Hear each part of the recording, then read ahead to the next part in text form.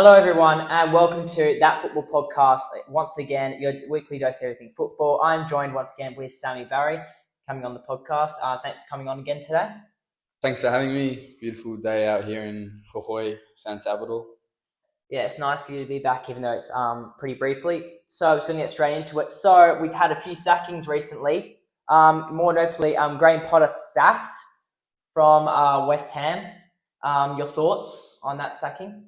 Yeah, look, I think it was coming. It's been a very poor start to the season.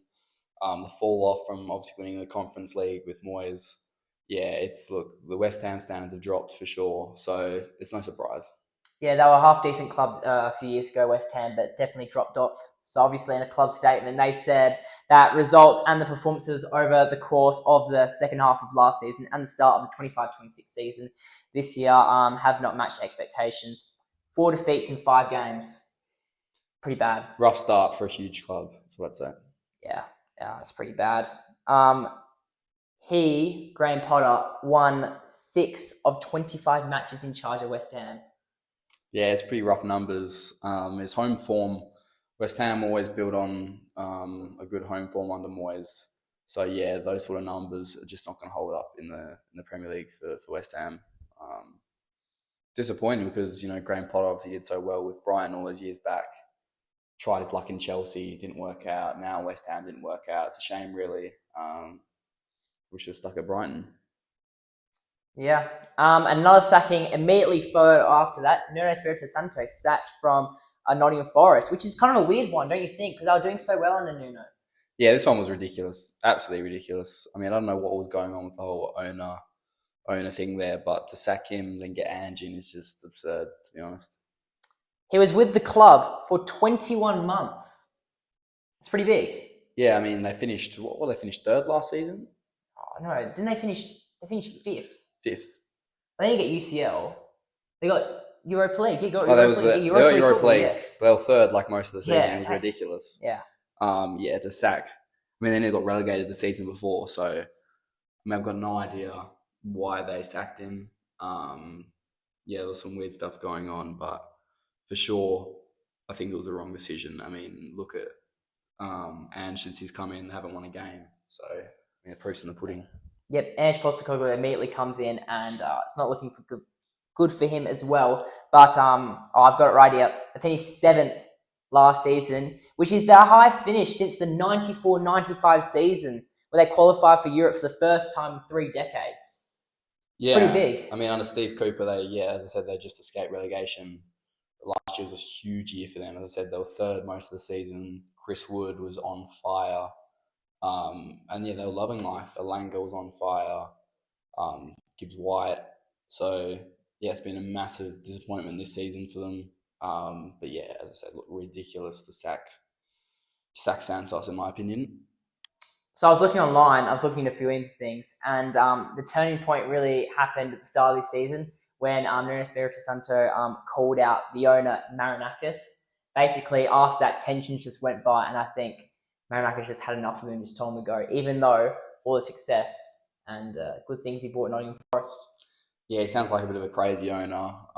Never good. I think he's got a history of sort of sacking managers very quickly, which sometimes can be good, but under the circumstances of Santos, where he's been there 21 months and they had their best season ever, it was a pretty poor decision, to be honest. Do you remember last season when they drew with Leicester at the City Ground and he actually came on the pitch and had a feud with Espirito Santo, the owner? Yeah, a bit of a hothead, I'd say that. Yeah, that was a crazy moment, but obviously big ego, told him to go, and he actually came in. So yeah, right here with Steve Cooper. They were 17th in the Premier League at the time, and they lost 5 of their previous 6 matches when Nuno came in. Unbelievable statistics. Yeah, it's crazy to think that. So obviously Ange Postecoglou coming back, not been a good start for him, you should say. Yeah, he hasn't hit the ground running for sure. What's it been, 7 games? Yeah. 7 games, 0 wins. He's had some poor results, losing to championship sides. And then obviously in the Premier League. So not the start he would have wanted. And pressure's already on. I'd say he's only got a few more games left and then he's really on the cutting board. So pressure's on for Ange. Let's see if he can turn it around. But I mean, look, In the Premier League, it was poor last season for Tottenham. They finished 17th, one off being relegated. So yeah, it was it's going to be tough for Ange for sure. I think all the Forest fans, they're already turning on him, as he's seen the chants. They're already singing sacked in the morning to their own manager. So yeah, it's not looking good for Forest at the moment. It's very high expectations, especially last year, how good they did. I'm looking right here. They took 4 points off Liverpool, a 1-0 win at Anfield, beat United home and away, beat Man City 1-0 at home, and reached the semi-finals of the FA Cup before losing to Man City 2-0. Yeah, they had a great season. But this season, I think it's going to be a lot different. I think they'll be lucky to make the top half of the table. Potentially, if they keep Ange, they'll be fighting relegation, probably. Yeah, we'll see how Ange Postecoglou does there. But the final numbers for Nuno, or when you look at it this way, it's not really the best, but when you look at the final numbers for Nuno at Nottingham Forest, 73 games, 28 wins, 20 draws, and 25 defeats. I mean, like, those are pretty good numbers for a team who was fighting relegation the season before. So, yeah, that's pretty good, to be honest. Yep, and immediately after that happens, Nuno comes in for Potter at West Ham, and then Ange comes in for Nuno at Nottingham Forest. Yeah, it's a weird one. It's a weird one. Nuno, I like Nuno. He was at Tottenham before, obviously. That didn't work out, but him under Wolves was very good. Wolves had a few really good seasons. I think they finished 7th as well. And under Forest as well, obviously. So I really like Nuno. So look, we'll see what happens. We'll see what happens with him. But yeah, and she's in trouble, is what I'd say. Yeah. You actually know that Nuno Espirito Santo back in the day was a goalkeeper? Really? Did you not know that? So yeah, there's a fun fact. Oh, some team in Portugal, but he played professional and he was actually a goalkeeper back in the day. Would you believe that? I wouldn't. I don't believe it. No. Now that you're saying it, I can see maybe a bit of a spider in the net. Yeah, I can see it. No, I guarantee you, yeah, he was a goalkeeper, which is actually crazy. It's so random. He's pretty small, so it doesn't seem. Yeah, it's pretty random. But yeah, I was looking online. And yeah, it's a pretty weird fact, but yeah. Anyway, moving on to our next topic. So we never really talked about this, but Onana to Trabzonspor in Turkish League. What were your feelings on that as a Manchester United fan? Yeah, look, it had to be done. It had to be done for sure. He was poor for United. Obviously, he built his reputation at Inter Milan. He did have a great season, especially in the Champions League for Inter Milan. But he was poor last season. There's no denying it. He had to go. Obviously, he's had great form now. Do you have some of the statistics? I think he's got... Oh, well, you're looking at it right now, and he's looking very sharp in his first 4 games for Trabzonspor. Picked up an assist after 1 week, and then, obviously, 2 Man of the Match awards. Yeah, he's performing very well. I think he's got 2 clean sheets as well. But as I said, it's a completely different club, different expectations. So, it's United fans thinking, oh, Nana, look at him. He's doing well now. Maybe we should bring him back. Absolutely ridiculous. He can't handle United. He can't handle the pressure. It's completely different conditions, circumstances. Same with other players like Anthony and stuff. They're performing well at other clubs, but it doesn't mean we should bring them back. They weren't suited for United. They couldn't handle United. And it is what it is. But look, I'm happy for the guy that he's doing well because he's had a difficult period, a lot of criticism. But yeah, I wouldn't be bringing him back. That's for sure. Well, the funny thing you say is it's actually a loan with no option to buy. So he's coming back, but it depends. He's coming back, but yeah. We're not going to play him. It depends if you guys want to play him or not. Yeah, that's the real thing. But one thing that's crazy. So obviously we really know about him when he was at Inter before he went to Manchester United. Obviously in that Champions League final against Man City, Inter. Before that, he was actually at Ajax, and I was researching him. He was actually banned at one stage for 8 months for doping in 2021, which actually led to his move to Inter Milan in January. Onana, really? Yes. He was actually banned for 8 months. Apparently, he claims that he accidentally took cough medicine of his wife, that's banned substance, and which actually led to him moving to Inter Milan. Wow. Cough medicine is pretty harsh. Yeah, but obviously anything you take these days... legal substance, I don't know. You look at Mikhailo Mudryk now and all that. Yeah, and Uber. Yeah, have you seen that? I have. Just absurd. Yeah, that's crazy how you can actually go from football and now he's doing Uber while he's, serving his ban. however months. Yeah, I think he's got some money in the bank. I don't think he needs to do it. Yeah, a bit of an odd choice. That's what I'd say. But anyway, yeah, we'll see what happens next with Onana. Now, moving on to the Premier League results in the last week. And first up, we've got Brentford versus Manchester United, 3-1 to Brentford. Now, Benjamin Sesko with his first ever goal for Manchester United, which is a positive point, but also defensive errors lost them the match 3-1. Now, as a United fan, Sammy, what do you think of that performance? So poor from United. I think that was the game where a lot of fans have started to turn on Ruben Amorim. Happy for Šeško, who scored his first goal. He's backed it up and scored again since. But look, terrible defensive display from United. They always seem to struggle at the G-Tech. I don't know why. But yeah, look, Amorim was in trouble after that game for sure. It was a poor performance, 3-1. It sort of just ruins momentum. They won the week before again, and then it just comes crashing down. They lose again. It's too up and down. They need some consistency now, and that was a disaster. Do you think for that consistency, maybe look into those experienced players like Bruno Fernandes, maybe Harry Maguire for those like consistency? I think you're going to struggle to find consistency in a player like Bruno Fernandes. He's just so volatile as a player. People like Harry Maguire, yes, but is he good enough for Manchester United? That's always been the question. I don't know. He's a good servant. He had a great season last season, scored some huge goals for United. But look, they need to revamp, whether that's manager, players. I think the players more than anything, to be honest. I don't mind sticking by Amorim this season. But hot take, we should have got Jose. Yeah, obviously with him going to Benfica, that's a loss now. Next fixture, Leeds versus Bournemouth, 2-2. Semenyo goal and a 93-minute equaliser as well, which rescues the game for Bournemouth. Now, Semenyo, he's flying, isn't he, this season? Absolutely ridiculous this season. I think he's second top goal scorer with 5 or 6 goals near Haaland. But Bournemouth, they've been good this season, but Semenyo is a bit of a one-man team at the moment. I think Semenyo will go in either January or next summer. He'll get wiped out. He'll get picked up just like the main 3 players for Bournemouth last year, which was so important to their success.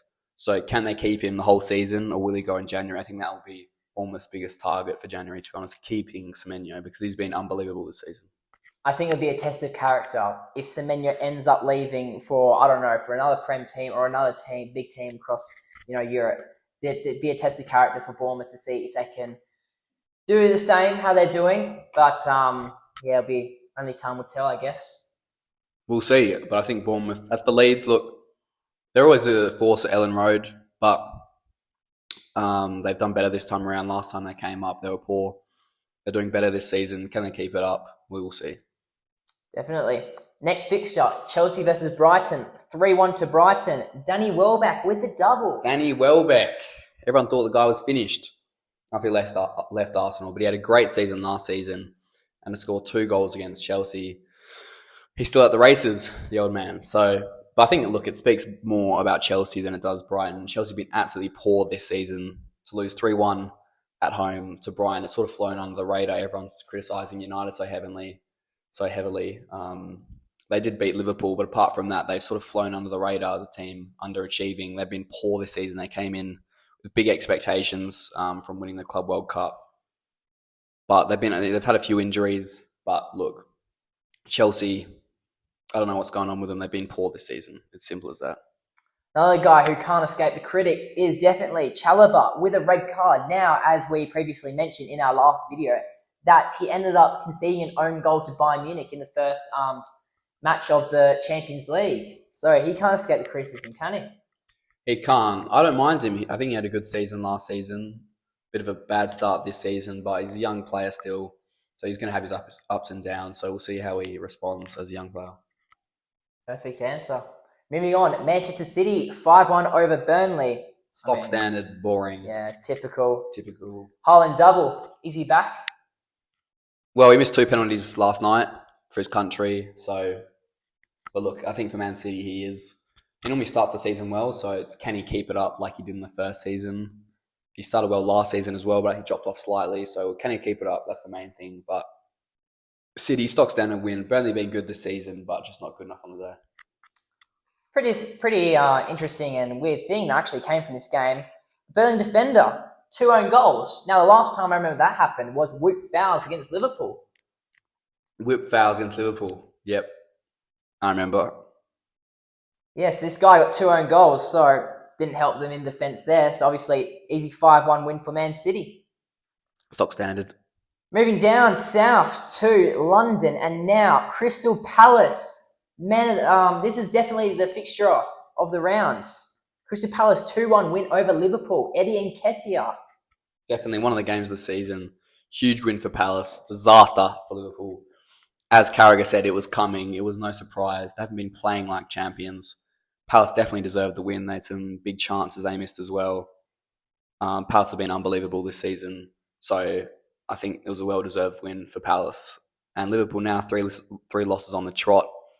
Slot is the honeymoon sort of era over. I think it's a reality check for Liverpool because they haven't been great this season, but they've been picking up results. Now 3 losses on the trot. He's under a bit of pressure, so how can he and Liverpool respond? Yep, I guess it was a game of late goals because obviously Chiesa with their only goal for Liverpool in the 87th minute, but Eddie Nketiah, 97th minute winner scenes at Selhurst Park. Should Arsenal have kept him? It's a big question. Big question. Big question. Moving up to the Midlands, and Nottingham Forest. It gets worse for Ange Postecoglou. Nottingham Forest against Sunderland. 1-0 to Sunderland. Terrible start for Ange Postecoglou. Bad start. Look, I don't want to go on more about Ange. We've already spoken about him. But look, again, losing at home to a newly promoted side is never good. However, Sunderland have been very good this season. They did just lose to United. However, they've been very good this season. One of the best promoted side this season so far. So Sunderland are a good side, but Nottingham Forest at home, you've got to win those sort of matches. And I think that's when the fans started to turn on Ange already, singing "Sacked in the Morning" to their own manager. So unbelievable. I think it's just going forward, they're not clinical enough. Obviously, in this game, 22 shots, 6 on target. Tells you a lot about their forward power and attack. Well, they're creating chances, but I think they're solely reliant on Chris Wood at the moment. He's still scoring goals for club and country. So they need a more variety. You can't just rely on someone like Chris Wood. He's going to bag you a few goals, but you need more. You need more from your wide players, your number 10s. But Chris Wood, he's been unbelievable again this season. So can he keep it up? I think last season was second, third top goal scorer in the league. Yeah. Unbelievable for a Kiwi. Usually quite shit at football. So yeah, fair play. Yeah, obviously you're talking about wide players and chances. Loss of Anthony Elanga, pretty big loss. Huge loss. Him and Gibbs White were huge for them last season. So how can they adapt? Forest, they're a huge club, but terrible start. Finished 7th last season. I think they'll be fighting relegation this season. Now, Spurs versus Wolverhampton Wanderers, 1-1. Paulinho, 94th minute equaliser to save Tottenham Hotspur a point. Typical Spurs. Expectations rise. People thinking, is this their year? Have they finally clicked? No, they go and drop 2 points at home to Wolves. Poor, typical Spurs. What else can you say? Classic Spurs. Another dull season for them. Typical. Yeah, it was an even match all around, which is pretty surprising since, Wolves are not really on the same level as Tottenham are, but, this is the Premier League. Wolves have been struggling. Yeah, this is the Premier League. Anything can happen. Tottenham, they're a lost cause for me. Just not good enough. Moving up, back to the Midlands. Now, Villa, relief for Aston Villa as they win against Fulham 3-1. Relief Morley for Ollie Watkins, who ends his longest goal drought. I'm happy for him. Villa, I think that's their first or second win of the season, so it was very needed. There was a bit of pressure and uncertainty starting to rise in the club, but huge win. As for Watkins, first goal of the season, always important for a striker. If you're low on confidence, it's like anything. It's sort of just getting that goal out of it, that first goal to get the momentum rolling. He's got that goal now. Can he push on? I'm happy for him because he's a good player, and when he's scoring goals and playing well, he's good to watch. Yeah, also not to mention that the week before this game that he did miss a penalty in the Europa League game. Low on confidence, but very good relief for him. Huge relief, yeah. I think that strikers, it's hugely on importance, on confidence. So hopefully he's got his confidence back now. He was in a bit of a bad spell, but, everyone's been there. All the strikers have been there. So can he kick on from here and use that goal to kickstart his season. Definitely. Moving up to the time. Definitely a contender for match of the week, but Newcastle versus Arsenal, 2-1 Arsenal. Walter Mata with a goal. He's looking pretty good, isn't he? He's looking pretty good. As for Arsenal, I'm not convinced. I think it's still a lackluster side. Arteta, I'm not too sure of the guy. I think he's got to go. I think this will be his last season. I think they won't win anything again. It'll be another joke, and he'll get the sack. Well, I did say in my predictions that I do believe that if we do not win a single trophy this season, he should get the sack. He's been there for so long. He has to do something. Yeah, look, I think Arsenal just too reliant on set pieces. Boring to watch, boring players. So, look, what else is more to say? Like Spurs, it's just typical Arsenal. Look, they did win this game. I think we're getting a bit carried away. 2-1, mate. 2-1, they did win. But I'm looking at the season, overall. I'm not on here every week, so, But look, huge win. Can they keep it up? I don't think so. Well, only time can tell, I guess. Moving on to the last match of the round in Everton versus West Ham United at the new Hill Dickinson Stadium. 1-0. Even match. Bowen and King goal. Good point away from home for West Ham. They've had a poor start, obviously. So that's an important draw. As for Everton, they've had a good start to the season. I think they've carried over their atmosphere from the Goodison to the new stadium, which is always like a big factor. Can the fans carry over the atmosphere from such an iconic stadium like Goodison to the new stadium? I think they have. I think Everton have been great this season, especially at home. So can they keep it up? And they've got fun players to watch like Grealish. I think you'll mention him now. Yeah, I mean, Jack Grealish, 100%. Well, let's not forget that he got Player of the Month. He's flying. Yeah, I think 4 or 5 assists. He's refound his form. He was an unbelievable player at Villa. Man City turned into a bore, passing it backwards, just boring. He won a few trophies, but I don't think he'll care. He's one of those players that plays for the love of it. He wouldn't care about winning trophies. He wants to be enjoying football. And I think he's back enjoying football now with Everton. Yep, very exciting fans for Evertonians, and seeing new Jack Grealish, he's back, I guess.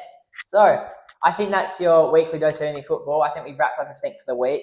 Thanks, Sammy, for coming on the podcast once again. Thank you. Bold predictions, just in case I don't get back on. United, top 4, watch out. Very unlikely. But we'll see you next week on that weekly podcast. Thanks, Addy, mate.